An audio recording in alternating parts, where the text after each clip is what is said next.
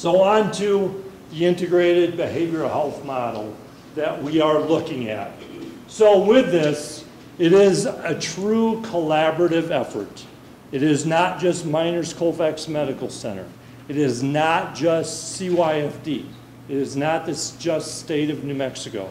We are looking at trying to break a model that is not working. And to be very clear, it is not working in America. So we've looked at a lot of evidence-based models on how we can improve behavioral health services for those that we serve, and that's paramount. So with the collaboration, Service Organization for Youth, SOY, we talk about Tri-County Services, Health Services Department within the state. We talk about CYFD, or Children, Youth, Family Department, along with Juvenile Justice Services. We look at Colfax County, the City of Raton, and Raton Schools, along with others. I'd have about 8 slides on there for those that have participated at different levels, including independent, residents. So the problem, we all know it. Mental health in this nation is epidemic. It's a stigma that we have not addressed in a true, meaningful way. There are 1 in 4 individuals in the U.S. that need some form of behavioral health services. To be clear, 1 in 4. So look around the room. 1 in 4. I'm not looking at you, Felix. All right, 1 in 4. It's a serious epidemic that hasn't been addressed. We address cardiac, high blood pressure, diabetes, but we don't address this in a coordinated fashion. Mental illness, again, begins very early, by the age of 14, nearly half. Then by 3/4 of all those diagnosed are by 24. So identifying those cases very early and managing. Behavioral health is not something you can just come in and fix. People go in and out of it just like they do managing diabetes, their high blood pressure, other things. It's managing appropriately. And then really the key there is mental health disorders are truly a chronic disease state. Again, just like people with CHF, black lung, chronic pain. Evidence shows, though, that mental health systems fail to reach the significant number of people with those illnesses and often it is insufficient and people drop out because of fragmented care. And that's what we're here to talk about, how to improve. Primary care includes, again, family medicine, internal medicine, the pediatrics, obstetrics. Behavioral health is both mental health and substance abuse services, along with others. The current behavioral health delivery model is specialty, and it's delivered in separate silos. It's delivered broken down where there's not coordinated care. You're going to hear that over and over, and why we're here listening and trying to learn more. And it's also common to find mental health and substance abuse delivered, again, in separate facilities without true communication and coordination. So the good news is research has improved and recognizes how to recognize, diagnose, and treat these conditions effectively. Just like in the medical field, we manage someone with diabetes, with pulmonary issues, with cardiac issues. The same thing is true here, new evidence-based medicine. So studies have found correlations, again, between physical and mental health related problems. 70% of those individuals coming into a primary care or to see the physician, to come into our ER, have some form of mental health combined issue. And that's what we need to make sure we're addressing. Individuals with serious physical health problems have that comorbid health problems that we talked about. So, improving community health, and that's what we're about. How can we improve community health? Coordinated care service delivery models connecting behavioral and physical health really demonstrate true positive outcomes in how we can improve lives. So it's addressing mind, body, and spirit. And it's the difference through integration and collaboration in these. So what is behavioral health? It's kind of nebulous, right? Well, really, behavioral health, it's simple. It's an interdisciplinary science used many times, interchangeable with mental health. So it's really the new verbiage around mental health, but to capture more and truly show how it's within the healthcare delivery model.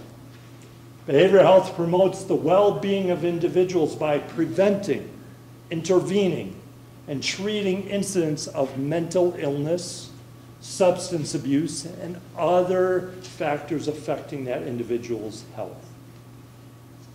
We're going to go through this quickly, but again, reasons to integrate.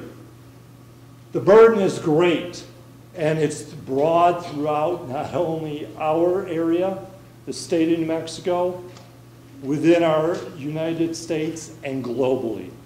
We can only affect here how we can improve things and create models that others will look to. Financial burden, fragmented behavioral health, just like fragmented any medical care, creates financial waste. And this actually improves, and it absolutely improves overall, decreases the financial burden on the nation, on the state, and our local economies. Mental and physical health problems are interwoven. That's a fact. Looking how we affect and treat those together greatly improves those outcomes. And again, the treatment gap for the mental health disorders is enormous. It's just not here. We are in a national epidemic on how that gap is, because we're not truly addressing it properly in an evidence-based model. Enhance access to services. So showing when we truly open and provide that open access, early intervention, and coordination, you improve overall health care. You decrease visits. That person has a better well-being and overall better quality of life. Improved outcomes, that's what we just talked about. Acceptance and understanding. That is something we truly have to break down. Because what do we think about when we say behavioral health issues or mental health? Just the crazy or the drunk down in the loafing jug, right? Slip. But that's what we keep hearing. Or it's after midnight, they're coming into the ER. That's it. It's not. Again, 1 in 4. Whatever you go out of here today, that's the number you have to have, 1 in 4. Acceptance or efficient use of resources. Again, using that integrated model, making sure we're appropriately using all of the appropriate resources at the right level. Right treatment, right level. We do that in medical care, making sure we include that in primary. So, allowing or making sure people stay out of the emergency department, seeing in our primary care. Same thing. So, why is this integrated behavioral health structure different? There's essential elements, and this community has these essential elements. It is great leadership, not me up here. It is the collaborative, working together, leading what needs to occur. Organization commitment, and every organization part of this collaborative is committed wholeheartedly. We want to look at standardized integrated care pathways and what that really means, working together to make sure we have pathways across to make sure we're treating those individuals in individualized care plans, but making sure we're following evidence-based medicine. We want to make sure professional care by experienced providers. So again, making sure we have the right individuals providing these critical services, making sure they've gone through the education, the skills, the mentoring, and have the credentials. We want continuum of care across. Right now, again, it's fragmented. People come in, they see a certain individual, or they go down for an acute care stay in Albuquerque, they come back, they fall through the gaps. That's a problem. We want engaged community partners, and I'll tell you wholeheartedly, we have engaged community partners committed to improving the health and wellness of our entire region. It's a team concept. This can't be done, again, isolated or in silos. People have to be committed as team members, and we have that even though we're different agencies or organizations committed to improving care. And then making sure we have overall defined outcomes to ensure as we see progress, we're able to objectively measure and show those. So we definitely have shared values, and that's commitment to quality care. Again, back to evidence-based medicine and individualized care to improve lives. Patient and family-centered. It's just not that customer, that client, that patient, right? It's the family impacted.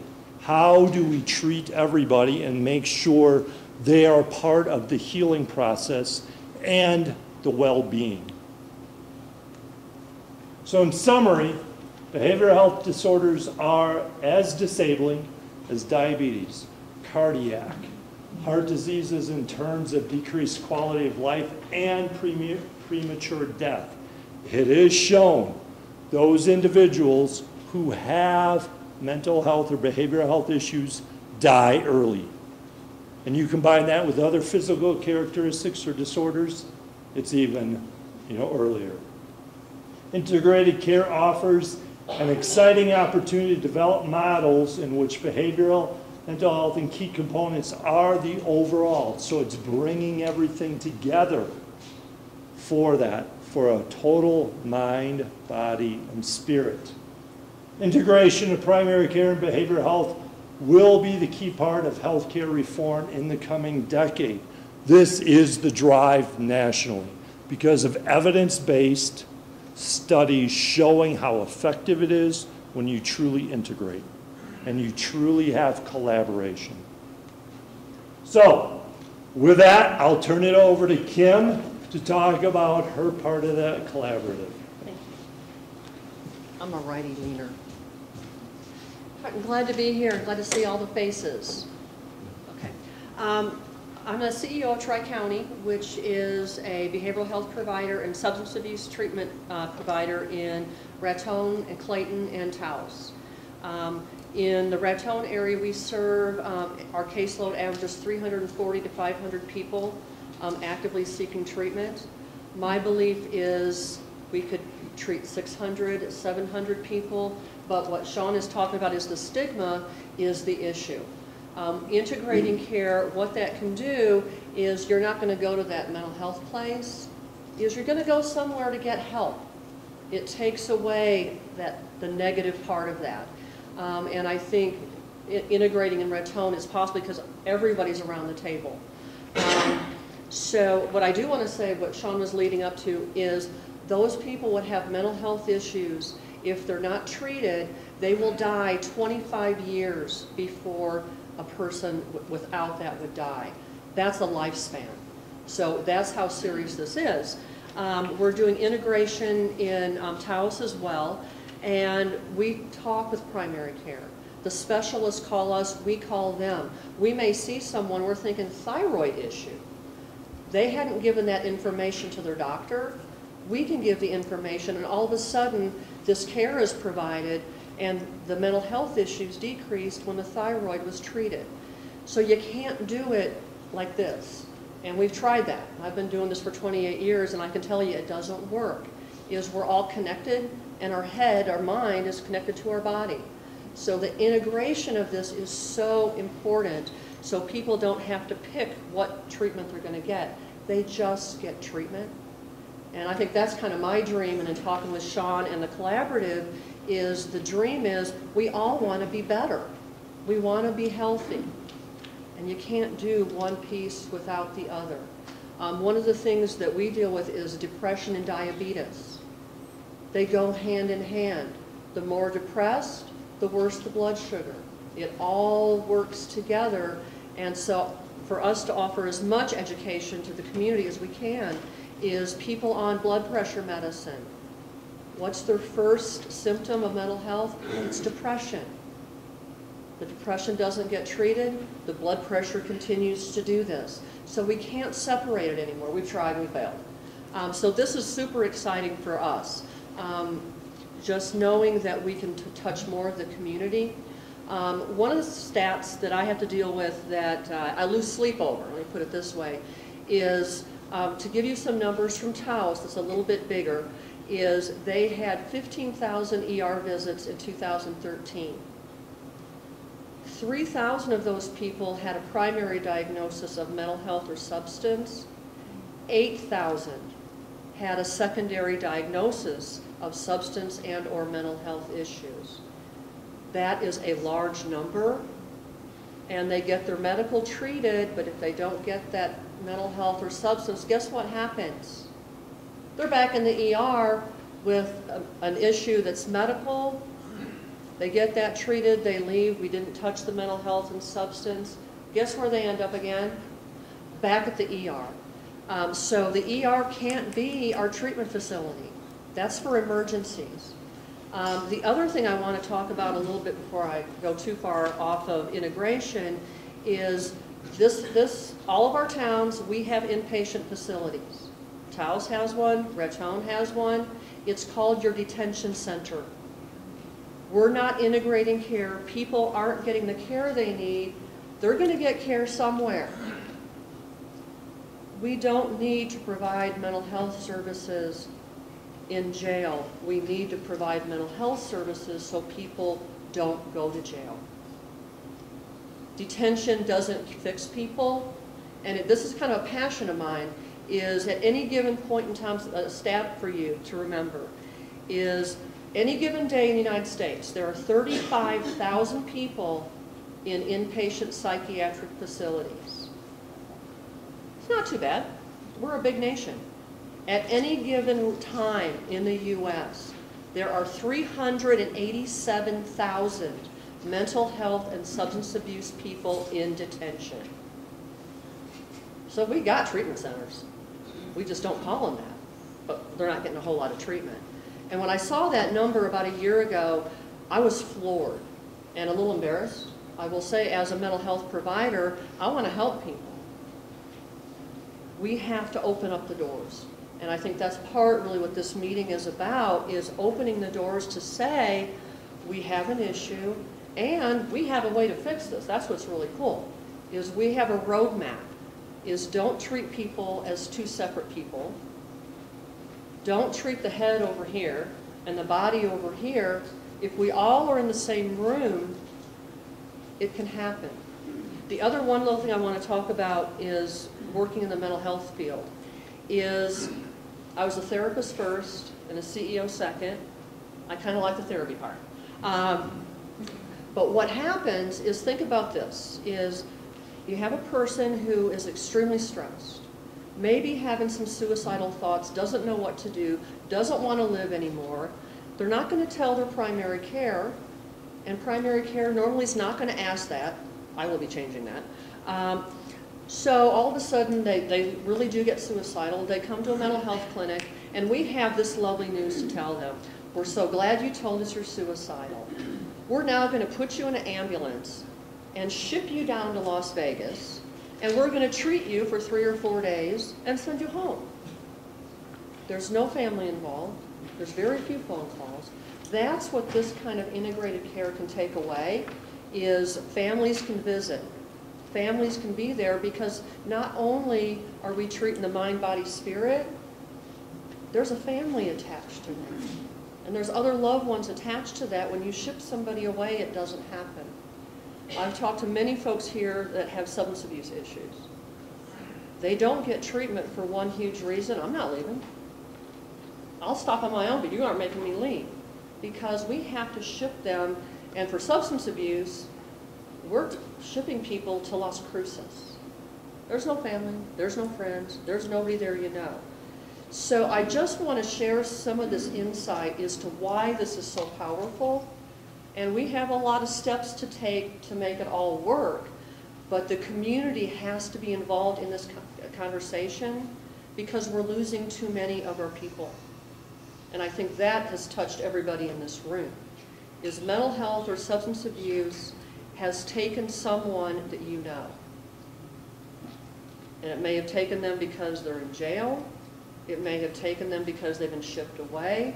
But the worst thing that has happened, it has taken them because they died. And this community can come together on saving people. That is all I have. Thank you for listening, and hopefully we can join the project, because it's a great one. And with that,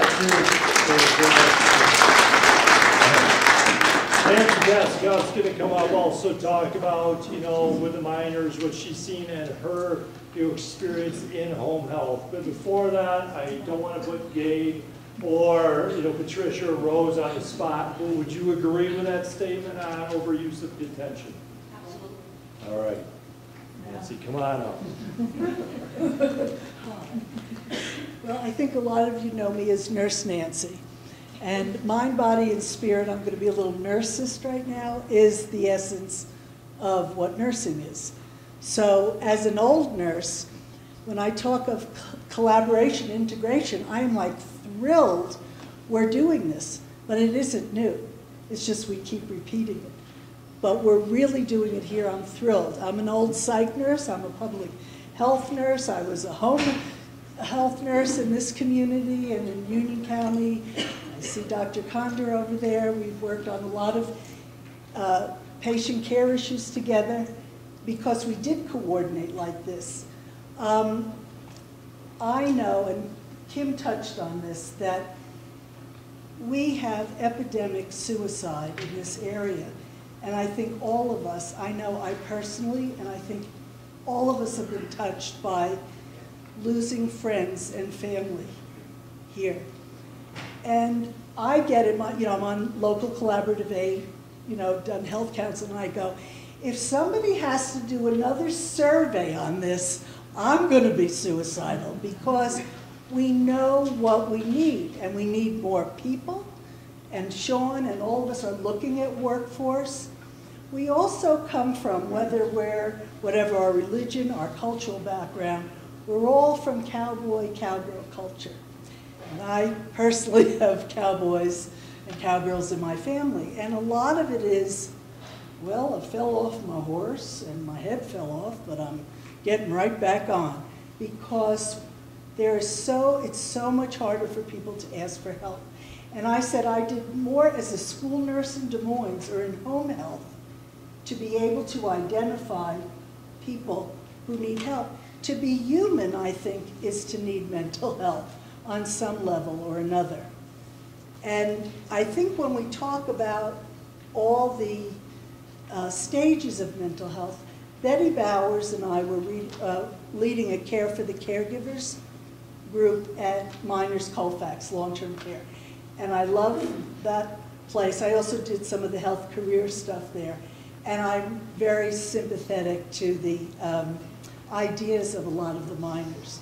So what we found was, you know, people, if you have someone that is ill in your family and you're a caregiver, it takes a lot out of you. We've all had moments of being depressed or feeling lousy about ourselves or whatever about the world, and maybe it passes. But I think when we talk about our epidemic suicide, when you're so depressed, you feel like it's never, ever going to end. We're a gun culture, and when I was the Whittington camp nurse this year, thanks to Janine Peake, no, I'm not against the Second Amendment, but some of that evaluation has to do with the balance between people who might be suicidal and can have guns. So a lot of what the idea for this is, whether it's in home health, it's not all the medical diagnosis, it's the prevention of, if you've had 3 surgeries, by the time you come to your 4th, you might be a little upset. And as for the minors, I did see on long-term care, with the great care that they got, there were people who had also what we call co-occurring diagnoses of medical problems and some emotional problems, and also for dementia and Alzheimer's. And I think Shawn and Kim alluded to the combination. Is this a neuropsych incident? Should they have that workup? What is what? And I'm hoping, I am thrilled, when I was asked to be on the behavioral health continuum of care for this, I was thrilled that we're going to do this for our community. Like I was talking to Mike, and we belong to certain common organizations. So I certainly can't answer a lot of the financial questions that will come up. But I do know from working in healthcare, when you get the third-party reimbursement, what things will bring to our community, not just to heal our community, to stop the losses we have, but to bring people to come and go to the post office. I see my postman.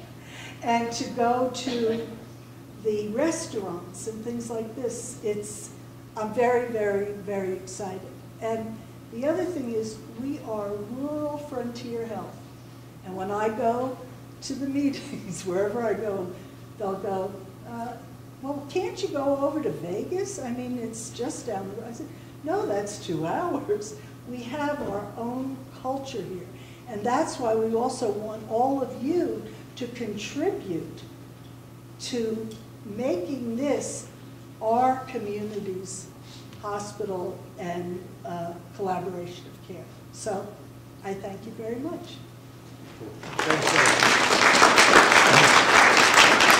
I did want to highlight it. I talked to Nancy a little bit about it. Candace Evans over here on the side is part of our Black Lung Outreach Program. We're part of a 17-member coalition throughout the nation for minors and treating not only black lung, but severe respiratory disease and other ailments.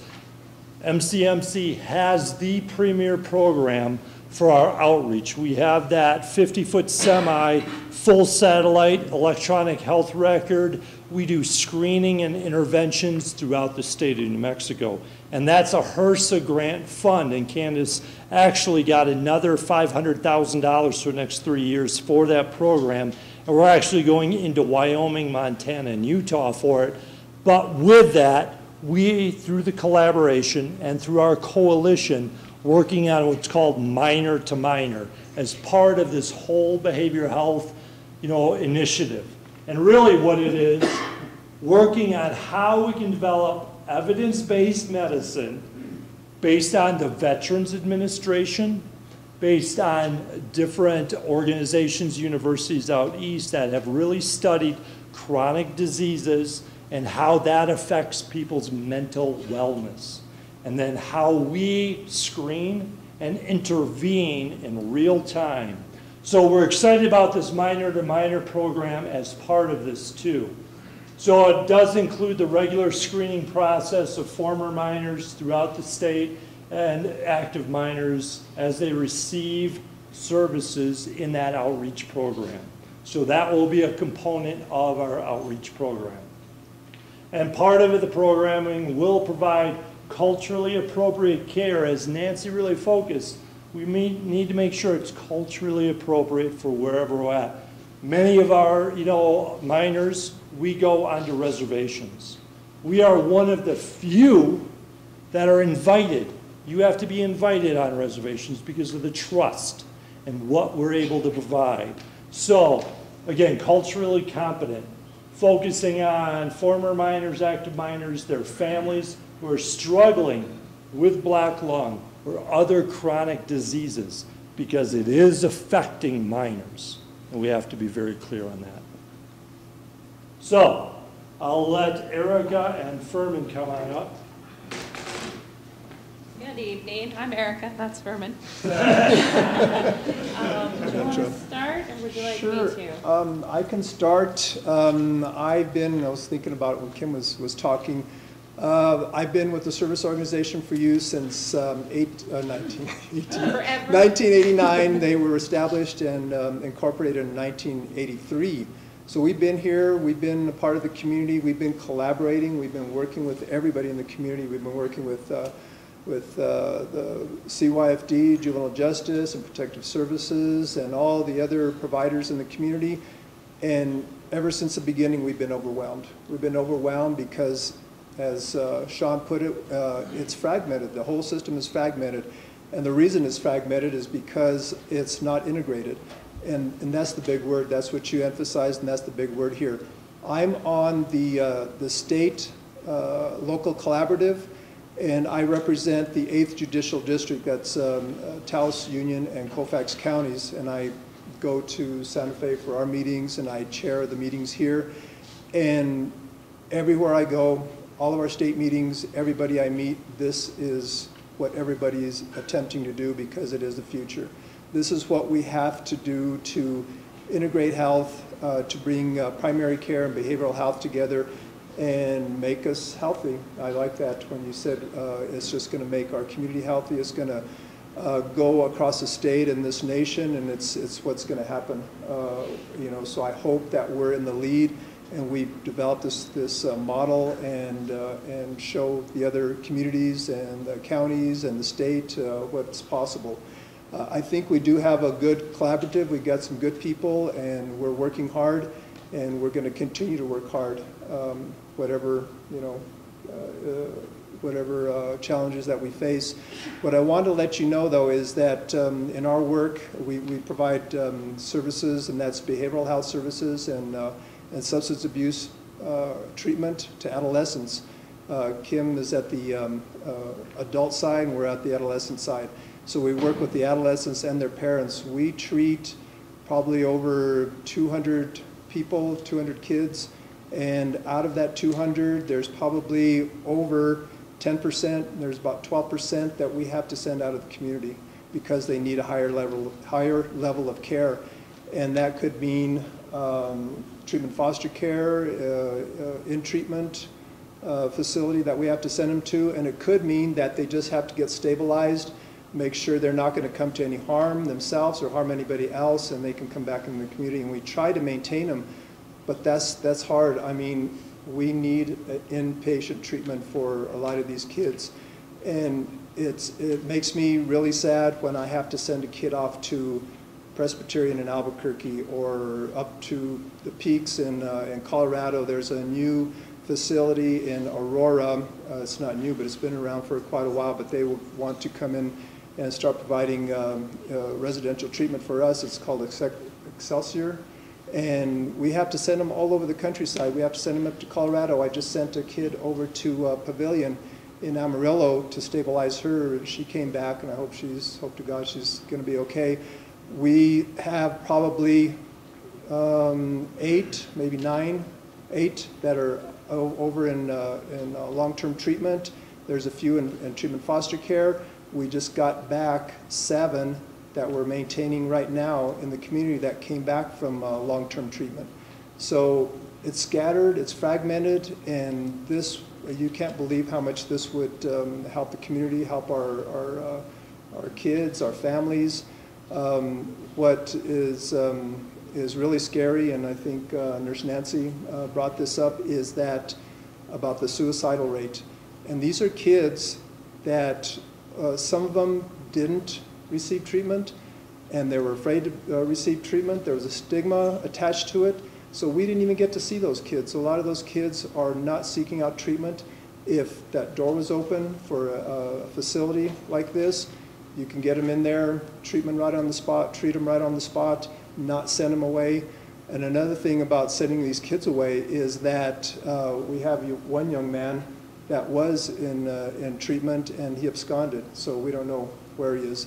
He wasn't about to, he may be back home, we're not sure, but it's tough to get sent away. Just think if you're an adolescent, a young kid, a girl or a boy, 13, 14, 15 years old, and you have to be sent away like that, no family, no structure, I mean, no family structure, no support. That's tough. I mean, it's really tough for these kids. It makes me, yeah, you know. like Kim was talking about the adults. Acute care isn't here. They send adults to Vegas. We have to send kids to Albuquerque. That's where acute care for adolescents are. It's in Albuquerque. And not just adolescents, I mean 8-year-olds. If they're having mental health issues, they have to go to Albuquerque. And unfortunately, a lot of these kids come from families who don't have a lot of resources. And so those families can't just jump in their car and drive to Albuquerque. So those kids, not only are they going through a mental health process, the stress of that, they're being traumatized because they're being taken away from their community and from their families. And so, you know, we're re-traumatizing them and re-traumatizing them every time we move them. And then it's another trauma to come home because they've been in this highly structured environment. There's no kind of step down process because a lot of our juvenile care happens down south. I'm talking Santa Teresa, I'm talking the Mexico border. Those families never see their kids, 6, 7, 9 months sometimes. And they haven't seen them once. Yeah, they talk to them on the phone, but they don't actually get to have face-to-face contact with their families. And so when they come home, they're re-traumatized because they don't fit in their families anymore. They don't fit in their homes anymore. They don't feel like they belong. And so it's one of those catch-22s, you know. They're not maintaining the community, but it's hard to send them away because sometimes they come back worse. And sometimes the trauma of being sent away and coming back is worse than what they were doing before we sent them. So if we could work on this integrated health system where we're working with the primary care physicians, because a lot of times people don't want to talk about mental health issues. You know, there is that stigma. If you don't, especially with kids, if you don't ask them, they're not going to tell you. And even when you do ask them half the time, they don't tell you. So you have to have trained professionals that know what they're looking for. And nothing against our primary care physicians, but they're already overburdened. And you know, when you have 20 appointments and everybody has the flu and you have a kid that's a little depressed, where's that on your priority scale? You know, those kids need to be with people that are trained mental health professionals, not in their primary care physician's office. And that's where they get the help that they need. And for our community to be whole, we need to keep our kids home. And we need to not just work with our kids, we need to work with their families. So when they go back into their homes, they're not going back to the same situation that got them sick in the first place, that they're getting the help that they need. So that's what we're working for, and that's what we're working towards, is just, you know, and your community starts with your kids. Keep your kids healthy, and your community stays healthy. So that's and safe. And safe. Yeah. And unfortunately, our county has one of the highest out-of-home placement rates in the state. And, you know, Furman's got some great programs, and CYFD pays for a lot of them, but through JJS, we only pay for programs for kids that get arrested. So by the time they're getting arrested, that's kind of late in the game. You know, we need more preventative programs. We need funding for those kind of programs that are going to get them so they don't get arrested to start with. And detention centers are bad places for kids. And unfortunately, there's very few residential treatment placements in the state of New Mexico for kids. The way that the insurance is set up, they don't let us go out of state until we've exhausted every in-state placement. Not to badmouth anybody, but some of our treatment centers aren't very good. And the kids don't get a very long stay. And so they come back a lot of times worse than they left. And not only that, we have to wait 30, 60 days to get a placement. Well, when you're in crisis and you're 15 and you're in a detention center, 60 days is a lifetime. So that system is overburdened. And so as well. they might have gone in there with some depression and, you know, ADHD issues and maybe some substance abuse issues, but by the time they get to treatment, they're in full meltdown mode. I mean, they have way more problems than they had to start with. So if we can treat them in our own community, keep them home, keep them with their families, treat their families, you know, maybe we would never have to send a kid away again. That would be an awesome, awesome thing. Thank you.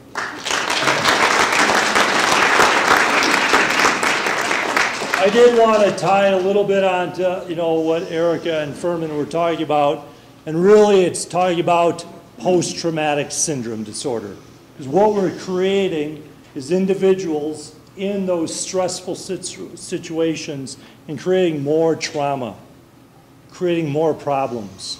And as I just came back from Eagle's Nest talking with, on a minor or on a veterans program, we were down there looking at how they have retreats, how they affect and treat people holistically, and their approach in these retreats. And it's very exciting. They received some grant opportunities, and they're going to be doing 6 retreats this coming year for the next 3 years. We really talked about for veterans, because great, they do a 7-day retreat, but after that, there's no follow-up.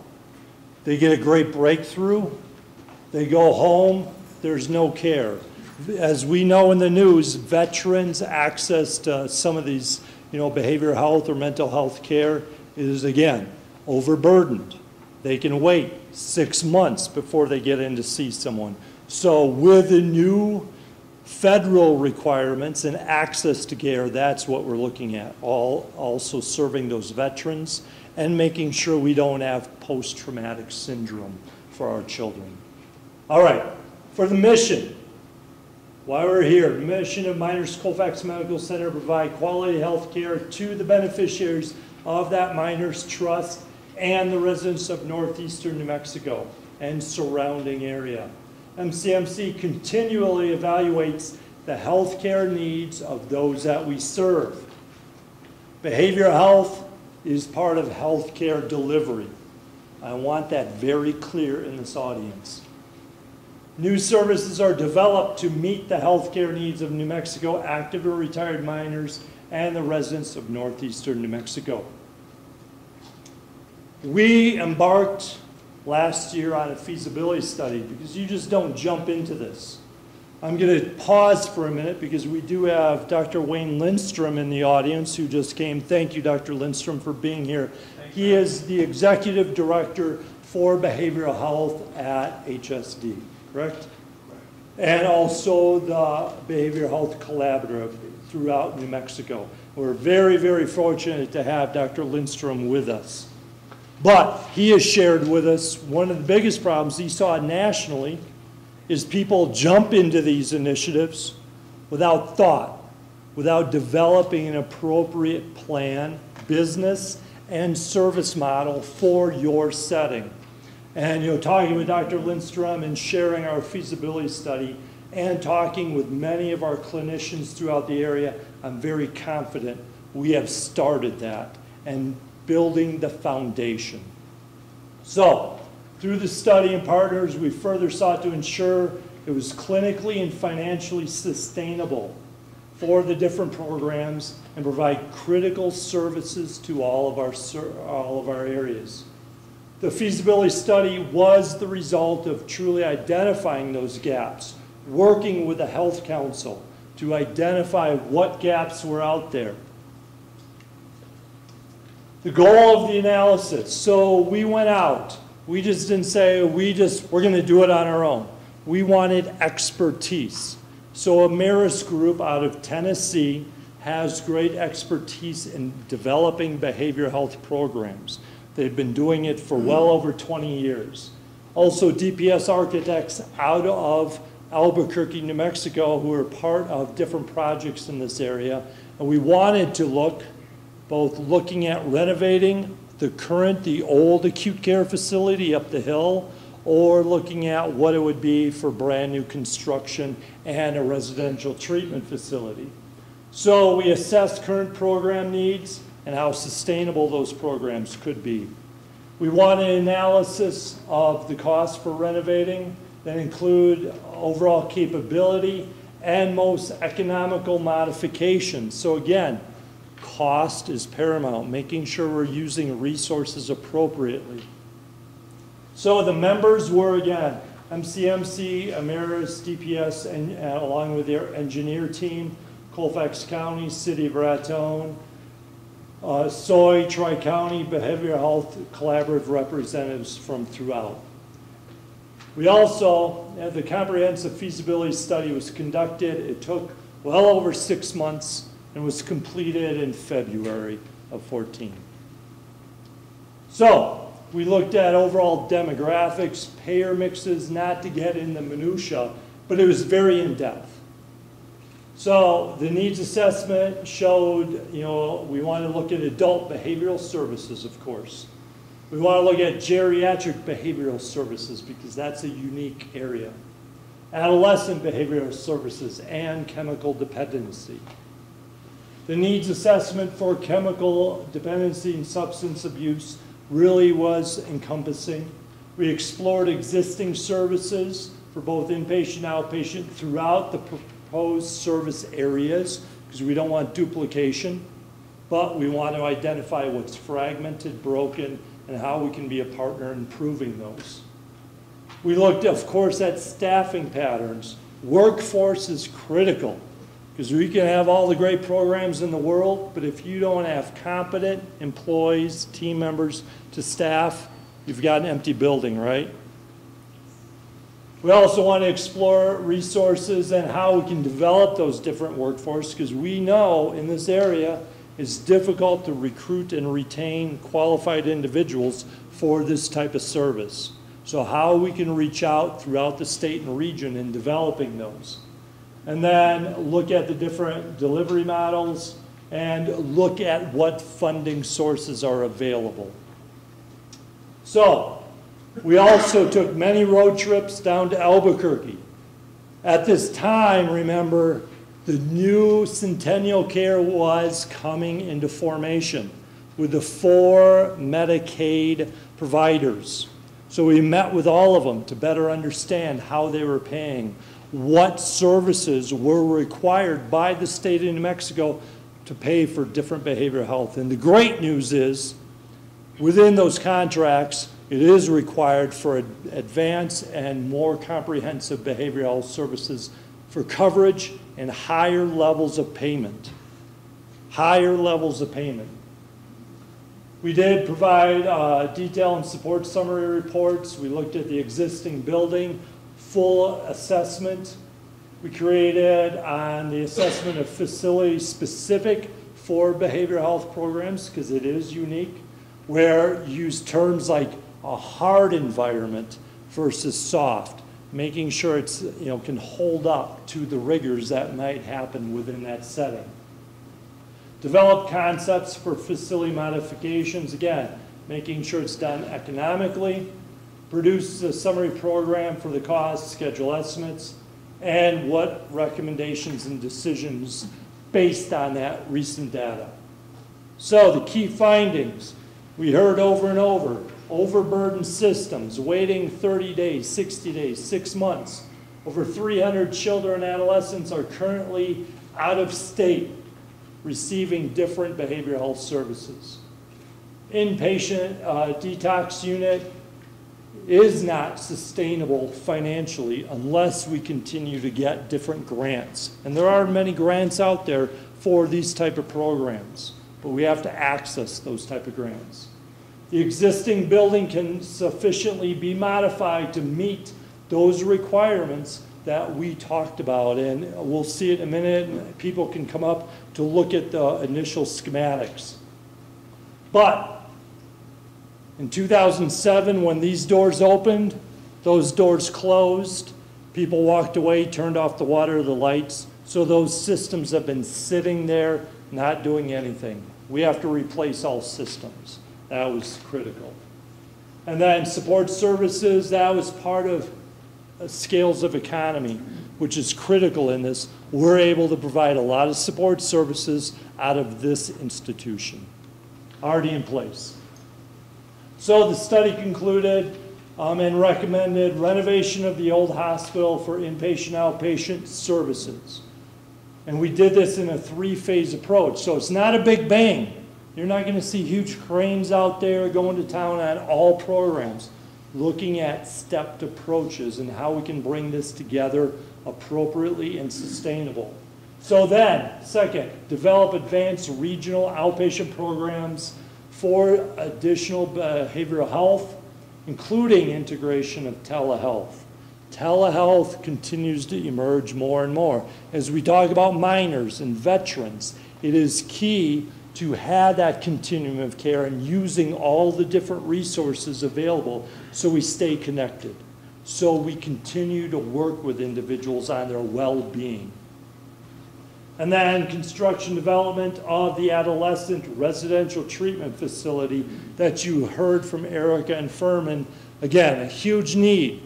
We do have some in this state, but unfortunately over time, maybe they're not providing the best care. The access to care is limited. So what we can do to create a great new model to create a healthy community. So the recommended programs were 10-bed geriatric unit, 10-bed adult psych unit, a 20-bed adolescent, because it's 10 beds each for male, female. You can't mix them, right? Or else we have other problems. Outpatient services for all age groups. And then development of that truly integrated model. So here's the overall preliminary design. And if you look, here's the entrance to the old hospital. So you come in, great outpatient services. There's an elevator also to take you up to the second floor for additional outpatient service area. And then over on this wing, way over here, would be the geriatric and adult, because you can mix them as needed. So opening up for more capacity based on your needs. And then the blues were the adolescents. And then service areas for cafeteria, for other support services. So it meets all of those needs except chemical dependency. So we'd have to look at creating a different space for that chemical dependency. Estimated cost to renovate the old hospital. And there's feasibility studies I'm willing to share with anyone. I handed out cards, please call, please stop by. But that 130-page feasibility study showed to renovate the old hospital, true construction cost, $8,300,000, give or take some change. Then you add in architectural fees and other systems, furniture, those type of things that you add in. So ultimate cost was $10,700,000 based on initial assessment. That didn't factor in our discounts we get through state or other services we're actually able to use out of this facility. Also, here's the residential treatment facility for building a brand new on our campus. And what it shows again for 30,000 square foot, and the other one was about 41,000 square foot to renovate. But this was $7,630,000. Now, why less? And, really, again, just smaller square footage. Also, with a residential treatment facility, it has different design needs and support needs. So, overall, this collaboration, I feel this community understands the state of New Mexico has a remarkable opportunity to reshape the way behavioral health is delivered and provided. Truly, northeastern New Mexico is in an extraordinary position to be that leader, to provide and create an integrated health care delivery that will be modeled within New Mexico, throughout the nation, to keep people healthy and well, mind, body, and spirit. All right, we're going to wait for questions at the end because I know there's a lot, but I do want to talk about other exciting things with our rural health clinic. You saw a big pile of dirt, or if you came in the dark, just know it's out there.